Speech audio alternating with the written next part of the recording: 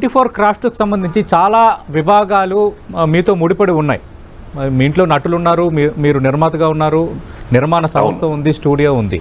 అంటే ఇప్పుడు ఇండస్ట్రీకి కావాల్సింది ఏంటి సార్? మీకు ఈ 24 క్రాఫ్ట్స్ మీద అవగాహన ఉన్న వ్యక్తిగా ఇండస్ట్రీకి ఏం చేస్తే ఇంకా ఇండస్ట్రీకి పూర్తిగా మంచి రోజులు వస్తాయి? అంటే ఇండస్ట్రీకి మన స్కిల్ సెట్ని పెంచుకోవాలా, మన స్కిల్ని ఎలా ఎవరికి డెలివర్ చేస్తున్నాం వాళ్ళకి బెస్ట్ క్వాలిటీలో డెలివర్ చేయటానికి మనం రెడీగా ఉండాలి.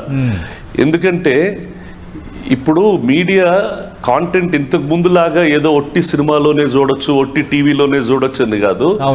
ఇవాళ anybody can become a film maker.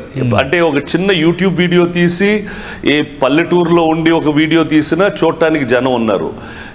The viewing dynamics బాగా మారిపోయినాయి. సో దానికి ఫస్ట్ ఇండివిజువల్గా నీ స్కిల్ సెట్ పెరుగుతుందా లేదా,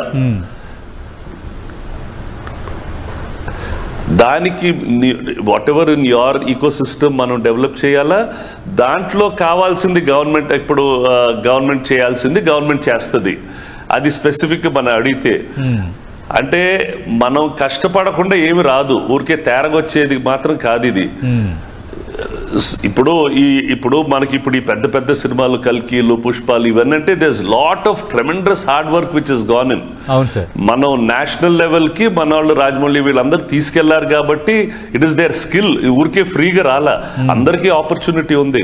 అది రిషబ్ శెట్టి కాంతారా తీసినా, లేకపోతే రాజమౌళి ఇక్కడ త్రిపులార్లు, బాహుబలిలు తీసినా, లేకపోతే కల్కి వీళ్ళందరూ తీసినా, all of them have improved there skill set.